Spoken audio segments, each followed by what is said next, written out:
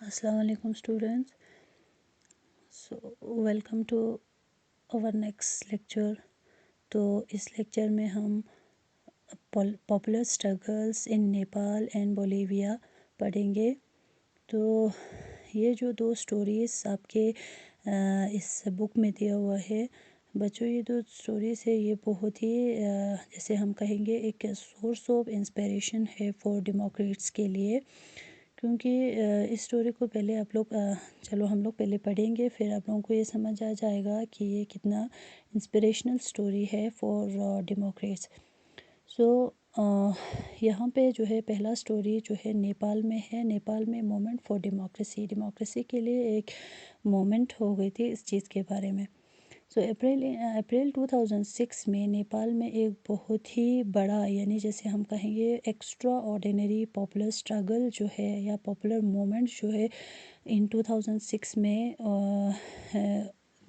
हो गया था। और इस मोमेंट में ये जो मोमेंट है इसका मेन मकसद है था उस टाइम रिस्टोरिंग डेमोक्रेसी। तो नेपाल में एक्चुअली इन 1990 में डेमोक्रेसी इस्टेब्लिश हो गई थी, लेकिन ये जो उस टाइम जो है इन्होंने जो किंग बिरेंद्रा, ठीक है, इसको पहला जो है किंग बनाया गया। और यहाँ पे जो है जो पावर है ये एक रियल पावर एक्सरसाइज होता था थ्रू दिस इलेक्टेड रिप्रेजेंटेटिव्स के ज़रिए।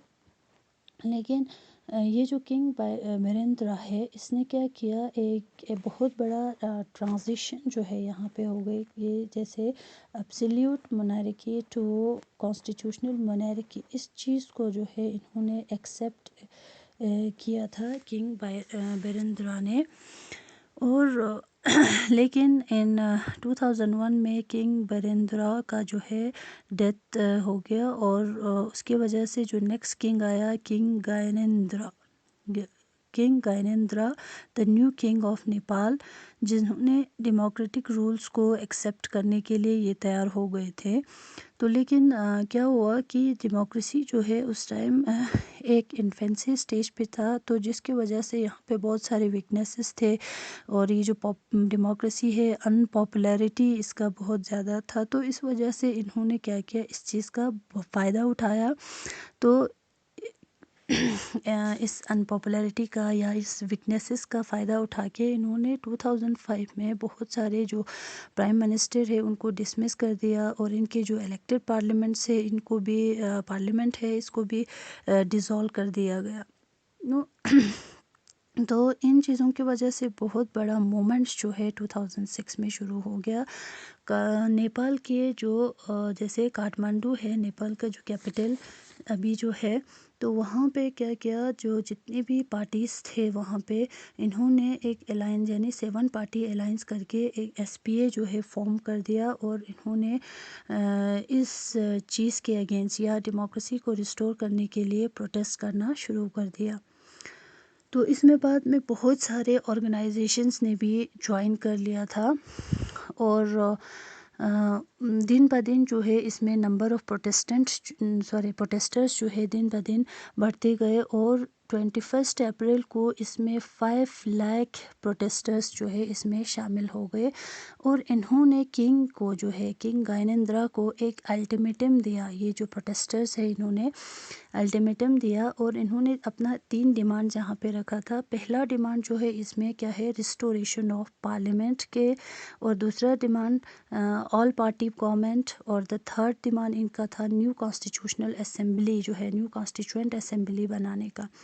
तो ये जो 3 डिमांड है इन्होंने गवर्नमेंट के आगे या मिसाल किंग गायनेंद्रा के आगे रखा। और लेकिन किंग गायनेंद्रा को लोगों का जो पावर जो है, जैसे हम इसमें देखेंगे कि लोगों की इस पावर की वजह से फोर्सफुली या इनको जो है ये डिमांड पूरा करना पड़ा at the last day of ultimatum. 3 दिन का उनको अल्टीमेटम जो है दिया गया था। तो इस अल्टीमेटम के लास्ट डे को इन्होंने इनका ये जो 3 डिमांड है ये पूरा कर दिया। और एसपीए ने जो है गिरिजा प्रसाद कोइराला को जो है क्या बनाया गया, नेपाल का new prime minister of Nepal बनाया। तो इसकी वजह से इस एक्स्ट्रा ऑर्डिनरी मोमेंट की वजह से जो है, इस पॉपुलर मोमेंट की वजह से डेमोक्रेसी दोबारा से रिस्टोर हो गई इन नेपाल में। जैसे मैंने आप लोगों को पहले भी बताया कि ये बहुत ही इंस्पिरेशनल है फॉर डेमोक्रेट्स के लिए। तो इन स्टोरी को पढ़ने के बाद आई होप आप लोगों को ये समझ में आ गया होगा कि ये कितना इंस्पिरेशनल है। ठीक है बच्चों, बोलिविया जो है ये बहुत ही पुअर कंट्री है इन लैटिन अमेरिका में। और यहाँ पे जो है वाटर डिस्ट्रीब्यूशन का जो कॉन्ट्रैक्ट है, ये गवर्नमेंट ने म्यूनसिपैलिटी के बजाय इसको एक मल्टीनेशनल कंपनी को दिया। ठीक है, तो इस मल्टीनेशनल कंपनी ने क्या किया कि इमीडिएटली जो है वाटर प्राइस को बढ़ाते गए और आहिस्ता आहिस्ता मतलब 4 टाइम्स तक बढ़ा दिया गया।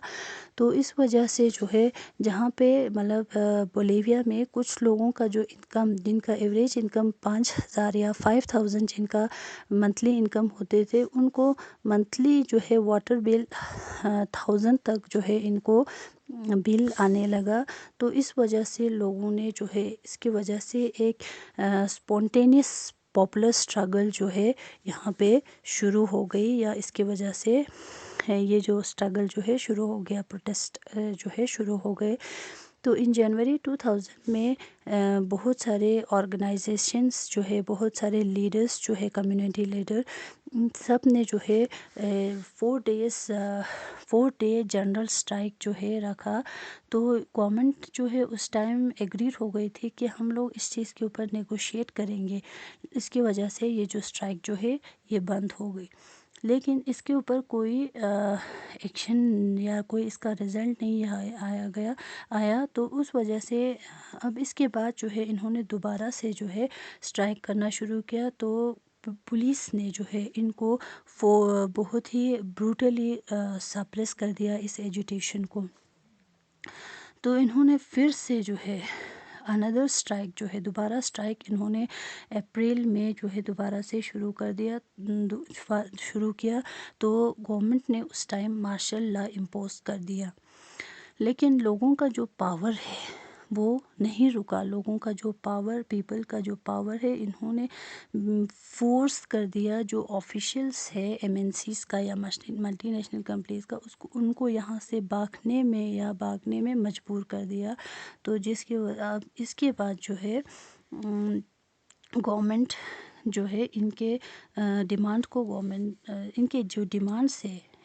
डिमांड है कि वाटर को म्यूनसिपैलिटी को देना, डिस्ट्रीब्यूशन को, वाटर कॉन्ट्रैक्ट को गवर्नमेंट के पास देना है ज़रिए, इस चीज़ को जो है गवर्नमेंट को पूरा करना पड़ा इनकी इस डिमांड को। इस वजह से जो वाटर का जो कॉन्ट्रैक्ट है, वाटर डिस्ट्रीब्यूशन का, वाटर सप्लाईज का जो कॉन्ट्रैक्ट है, वो दोबारा से गवर्नमेंट म्यूनसिपैलिटी को दे दिया गवर्नमेंट ने। और उनका जो है, उनको अब ओल्ड रेट्स पे जो है पानी सप्लाई होते हैं। तो this come to be known as Bolivia's water war.